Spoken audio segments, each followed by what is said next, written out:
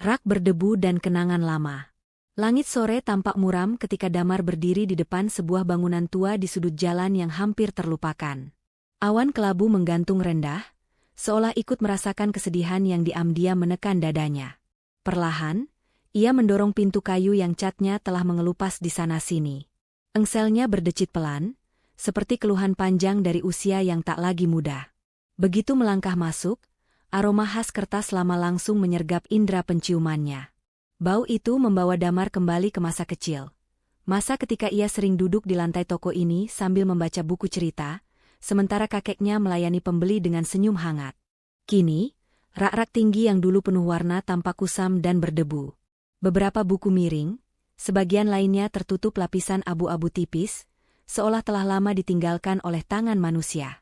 Toko buku itu bernama Pustaka Senja. Dahulu, tempat ini selalu ramai sejak pagi hingga menjelang malam. Pelajar, guru, dan warga sekitar sering singgah, entah untuk membeli buku pelajaran, novel, atau sekadar berbincang ringan dengan sang pemilik. Namun waktu telah berubah. Kehadiran toko buku modern dan gawai digital perlahan menggerus keberadaan Pustaka Senja. Kini, yang tersisa hanyalah kesunyian dan kenangan yang menggantung di setiap sudut ruangan. Damar melangkah pelan di antara rak-rak kayu. Jarinya menyentuh punggung sebuah buku tua, lalu meniup debu yang menempel.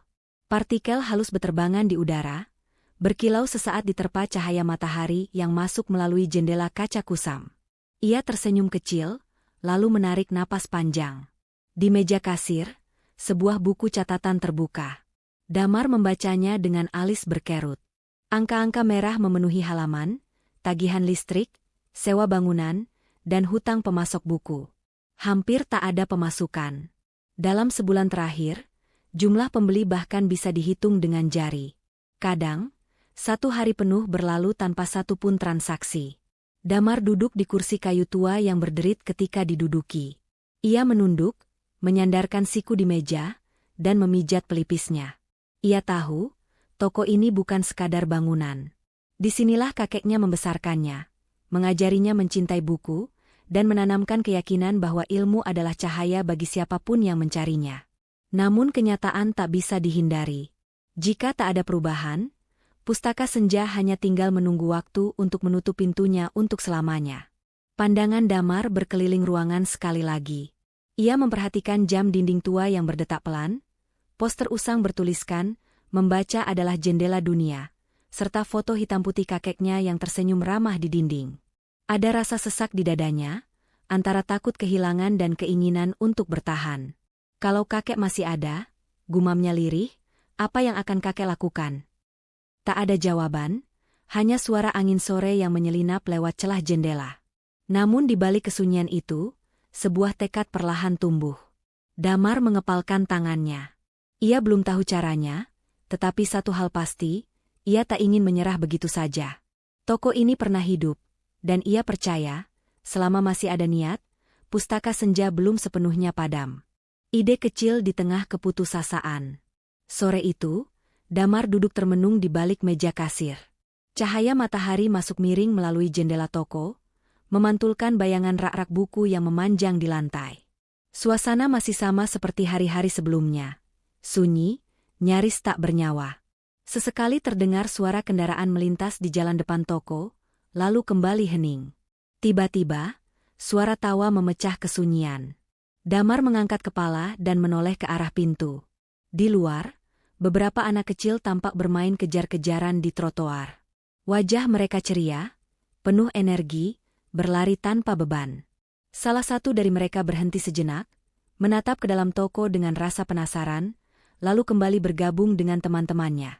Damar memperhatikan mereka dari balik kaca. Sudah lama ia tak melihat anak-anak masuk ke Pustaka Senja. Dahulu, kakeknya sering membiarkan anak-anak duduk di lantai, membaca buku cerita sambil sesekali tertawa bersama. Kenangan itu datang begitu saja, hangat namun sekaligus menyakitkan. Ia bangkit dari kursinya dan berdiri di ambang pintu. Udara sore terasa sejuk, membawa aroma tanah setelah hujan ringan. Anak-anak itu kembali melirik ke dalam. Tatapan mereka bukan penuh minat untuk membeli, melainkan rasa ingin tahu, seolah toko itu adalah dunia asing yang ingin mereka jelajahi, tetapi ragu untuk dimasuki. Senyum tipis terukir di wajah Damar.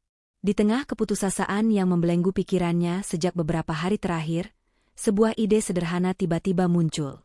Bukan ide bisnis besar, bukan strategi pemasaran rumit. Hanya satu pertanyaan kecil yang terlintas di kepalanya. Bagaimana jika toko ini kembali menjadi tempat anak-anak merasa diterima? Damar kembali masuk ke dalam toko dengan langkah lebih ringan.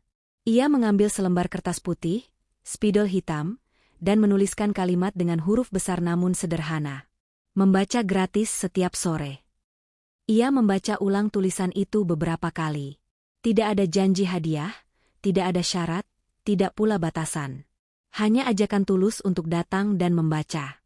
Dengan selotip yang sudah menguning, ia menempelkan kertas itu di pintu kaca toko. Damar berdiri sejenak, menatap tulisan tersebut. Hatinya berdebar, antara ragu dan berharap. Ia tahu, pengumuman kecil itu mungkin tak akan mengubah apapun. Namun ia juga sadar, diam dan menunggu sama artinya dengan menyerah.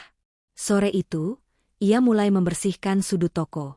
Damar menggelar tikar lama yang masih tersimpan di gudang kecil belakang. Ia memilih beberapa buku cerita anak, yang sampulnya masih cukup cerah, dan menyusunnya rapi di rak paling bawah agar mudah dijangkau. Debu kembali beterbangan, namun kali ini ia tak merasa sesak. Ada perasaan hangat yang perlahan mengisi dadanya. Tak ada rencana besar di benaknya. Tak ada anggaran khusus atau strategi keuntungan. Ia hanya menyiapkan apa yang ia miliki, ruang kecil, buku-buku lama, dan waktu luangnya setiap sore. Baginya, itu sudah cukup untuk memulai. Menjelang matahari terbenam, Damar duduk di tikar sambil membuka sebuah buku cerita. Ia menunggu, bukan dengan ekspektasi tinggi, melainkan dengan niat sederhana untuk berbagi. Di luar, anak-anak itu kembali melintas. Salah satu dari mereka berhenti, membaca tulisan di pintu, lalu menoleh ke arah Damar yang tersenyum ramah dari dalam. Belum ada yang masuk sore itu. Namun bagi Damar, hari tersebut terasa berbeda. Untuk pertama kalinya sejak ia mengambil alih toko kakeknya, ia merasa tidak sepenuhnya terjebak dalam keputusasaan. Ia telah mengambil langkah kecil, langkah yang mungkin tak terlihat berarti, tetapi cukup untuk menyalakan kembali harapan yang hampir padam. Suara cerita yang menghidupkan toko. Sore pertama acara membaca dimulai dengan kesunyian yang nyaris sama seperti hari-hari sebelumnya. Damar duduk di atas tikar tipis yang ia gelar di sudut toko, sebuah buku cerita anak terbuka di tangannya. Jam dinding berdetak pelan, seakan mengingatkan bahwa waktu terus berjalan, entah ada yang datang atau tidak. Beberapa menit berlalu. Damar hampir menutup buku itu kembali ketika dua anak kecil berdiri ragu di depan pintu. Mereka saling pandang, membaca tulisan yang tertempel di kaca, lalu melangkah masuk dengan hati-hati. Damar menahan napas, lalu tersenyum hangat. "Silakan duduk," katanya pelan. Dua anak itu duduk bersila, menatap buku di tangan Damar dengan rasa ingin tahu. Dengan suara sedikit bergetar, antara gugup dan bersemangat, Damar mulai membacakan dongeng. Ia mengubah intonasi suaranya, kadang tinggi, kadang rendah, menirukan tokoh-tokoh dalam cerita. Perlahan, rasa gugupnya menghilang, tergantikan oleh kegembiraan yang lama tak ia rasakan. Hari itu hanya ada dua pendengar. Namun ketika cerita berakhir, keduanya tersenyum lebar. Salah satu dari mereka bertanya dengan polos, "Besok ceritanya lanjut lagi, Kak?" Pertanyaan sederhana itu terasa seperti hadiah besar bagi Damar. Keesokan harinya, 5 anak datang. Mereka duduk melingkar di atas tikar yang sama, kini terasa sedikit sempit. Damar membacakan cerita dengan lebih percaya diri. Anak-anak tertawa ketika tokoh dalam dongeng terpeleset, terdiam ketika bagian cerita menjadi menegangkan, dan bersorak kecil saat akhir cerita tiba. Suara tawa mereka memantul di dinding toko, menggantikan kesunyian yang selama ini menguasai pustaka senja. Rak-rak kayu tua seolah ikut menjadi saksi kebangkitan kecil itu. Hari demi hari, jumlah anak bertambah. Ada yang datang sambil menggenggam tangan adiknya, ada pula yang membawa teman. Mereka tak lagi ragu melangkah masuk. Toko itu perlahan berubah menjadi tempat yang akrab dan ramah. Tak lama kemudian, para orang tua mulai menemani. Awalnya mereka berdiri di dekat pintu, mengawasi dari kejauhan. Namun sambil menunggu, mata mereka tertarik pada rak-rak buku. Satu persatu, mereka mengambil buku, membuka halaman demi halaman, lalu tenggelam dalam bacaan. Ada yang tersenyum, ada yang menghela napas seolah mengenang masa lalu. Debu yang dulu menempel tebal di rak kini mulai menghilang. Buku-buku yang lama tak tersentuh kembali berpindah tangan. Anak-anak bertanya dengan polos, "Ini ceritanya tentang apa?" Atau, "Bolehkah aku meminjam yang ini?" Damar menjawab dengan sabar, hatinya hangat melihat rasa ingin tahu yang tumbuh. Setiap sore, Damar semakin bersemangat. Ia menyiapkan cerita berbeda, kadang dongeng rakyat, kadang kisah petualangan. Ia tak lagi hanya membaca, ia berdialog, mendengarkan pertanyaan, bahkan tertawa bersama anak-anak. Pustaka Senja belum sepenuhnya ramai seperti dulu.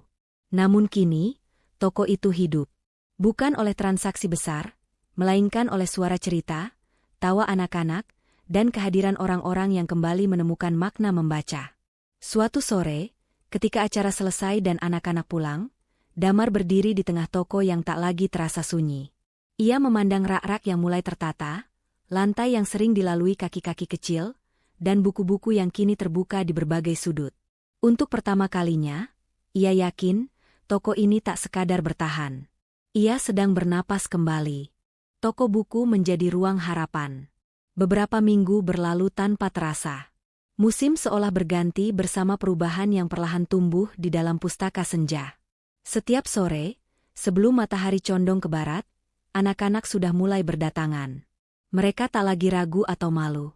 Dengan langkah ringan dan wajah ceria, mereka langsung menggelar tikar, memilih buku, dan duduk melingkar menunggu cerita dimulai. Acara membaca telah menjadi rutinitas. Tidak ada jadwal resmi, tidak ada daftar hadir. Namun semua tahu, ketika sore tiba, Pustaka Senja akan membuka ruangnya untuk siapapun yang ingin belajar. Damar menyambut mereka satu persatu, menyebut nama, menanyakan kabar, dan mendengarkan cerita kecil tentang sekolah atau permainan mereka hari itu. Perubahan itu tak hanya dirasakan oleh anak-anak. Orang tua yang dulu sekadar menunggu di depan pintu kini ikut terlibat. Ada yang dengan sukarela membantu merapikan rak, menyapu lantai, atau menata buku-buku yang mulai sering berpindah tempat. Tanpa diminta, mereka bergerak seolah toko itu adalah milik bersama. Suatu sore, seorang ibu datang membawa kardus berisi buku-buku anak yang masih layak baca. Daripada di rumah berdebu, lebih baik dibaca anak-anak di sini, katanya sambil tersenyum. Hari lain, seorang guru pensiunan menyumbangkan beberapa buku pengetahuan dan sesekali membantu membacakan cerita. Setiap sumbangan datang tanpa pamrih, namun syarat makna. Pustaka Senja pun berubah wajah. Rak-rak yang dulu kosong dan berdebu kini tertata rapi. Poster lama diganti dengan gambar buatan anak-anak, ilustrasi tokoh dongeng, peta impian, dan tulisan sederhana seperti, "Aku suka membaca." Dinding toko seakan hidup oleh warna dan harapan baru. Toko buku itu tak lagi sekadar tempat jual beli. Ia menjelma menjadi ruang belajar gratis, ruang aman bagi anak-anak untuk bertanya, mendengar, dan bermimpi. Di sanalah mereka belajar mengejar dunia, memahami cerita, dan menyadari bahwa buku bukan sesuatu yang jauh atau menakutkan. Di balik semua itu, perubahan kecil juga terjadi pada penjualan. Orang tua yang sering menemani mulai membeli buku, kadang buku cerita untuk anak, kadang novel lama untuk diri sendiri. Mereka membeli bukan karena diskon besar atau iklan mencolok, melainkan karena rasa percaya. Mereka tahu, setiap buku yang dibeli ikut menjaga agar ruang itu tetap ada. Damar mencatat pemasukan di buku kas dengan perasaan berbeda. Angkanya belum besar, tetapi stabil. Lebih dari itu, ia merasakan sesuatu yang tak pernah tercatat dalam laporan keuangan, kehangatan. Setiap pembelian disertai senyum, obrolan ringan, dan rasa memiliki. Suatu sore, setelah anak-anak pulang, Damar berdiri sendirian di tengah toko. Ia menatap rak-rak yang kini penuh, lantai yang bersih, dan udara yang terasa hidup. Ingatannya kembali pada hari-hari awal ketika toko ini nyaris ditutup. Perubahan besar itu ternyata tumbuh dari hal-hal kecil, dari niat berbagi, dari kepercayaan yang dibangun perlahan. Pustaka Senja belum menjadi toko besar. Namun ia telah menjadi ruang harapan, tempat di mana buku, manusia, dan mimpi saling bertemu. Dan bagi Damar, Itu lebih dari cukup untuk melangkah ke hari esok dengan keyakinan baru. Langkah kecil yang mengubah segalanya. Malam turun perlahan di sudut jalan tempat pustaka senja berdiri. Lampu-lampu toko di seberang satu persatu padam, menyisakan cahaya temaram dari lampu jalan yang memantul di kaca etalase. Damar berdiri di depan pintu toko, menarik napas panjang sebelum menurunkan rolling door dengan gerakan pelan. Bunyi logamnya tak lagi terdengar seperti penutup sebuah kegagalan, melainkan akhir dari hari yang bermakna. Ia tersenyum, senyum yang lahir tanpa paksaan. Sudah lama ia tak menutup toko dengan perasaan selega ini. Damar menoleh ke dalam sekali lagi sebelum mengunci pintu. Rak-rak buku berdiri rapi, sebagian masih terbuka di halaman yang terakhir dibaca anak-anak sore tadi. Tikar sudah dilipat dan disandarkan ke sudut. Namun kehangatan dari kegiatan sore itu seolah masih menggantung di udara. Toko ini tak lagi sunyi, meski malam telah tiba. Langkahnya terhenti di depan foto kakeknya yang tergantung di dinding dekat kasir. Wajah tua itu tersenyum ramah, seperti biasa. Damar teringat masa kecilnya, ketika ia sering membantu kakeknya menata buku sambil mendengarkan petuah sederhana namun membekas. Buku bukan hanya untuk dijual, kata kakeknya kala itu, tapi untuk menyalakan pikiran. Damar dulu belum sepenuhnya memahami makna kalimat itu. Baginya, toko buku hanyalah tempat bekerja dan mencari nafkah. Namun kini, setelah melewati hari-hari penuh keraguan dan harapan, makna kata-kata itu terasa begitu nyata. Buku-buku di pustaka senja telah menyalakan sesuatu, rasa ingin tahu anak-anak, semangat belajar, dan kembali, harapan yang hampir padam. Ia duduk sejenak di kursi kasir, membuka buku catatan keuangan. Angkanya masih sederhana, belum mencerminkan kesuksesan besar. Namun tak ada lagi garis merah yang menakutkan. Yang lebih penting, setiap halaman di balik angka-angka itu menyimpan cerita, tentang anak yang pertama kali menyelesaikan satu buku, tentang orang tua yang kembali gemar membaca, tentang toko kecil yang menemukan kembali jiwanya. Damar sadar, kebangkitan pustaka senja bukan hasil dari modal besar, pinjaman, atau strategi pemasaran rumit. Semua bermula dari sebuah langkah kecil, selembar kertas bertuliskan, membaca gratis setiap sore, dan niat tulus untuk berbagi. Dari sanalah kepercayaan tumbuh, hubungan terjalin, dan perubahan bergerak perlahan namun pasti. Ia mematikan lampu satu persatu, meninggalkan cahaya kecil di sudut toko. Dalam keheningan malam, Damar merasa lebih tenang dari sebelumnya. Ia tahu, perjalanan ke depan masih panjang. Tantangan akan selalu ada. Namun kini ia melangkah dengan keyakinan baru, bahwa selama ia tetap setia pada tujuan memberi manfaat, pustaka senja akan terus hidup. Di luar, angin malam berhembus lembut. Damar mengunci pintu dan melangkah pergi, meninggalkan toko yang kini berdiri bukan hanya sebagai tempat menjual buku, melainkan sebagai simbol perubahan. Ia tersenyum sekali lagi.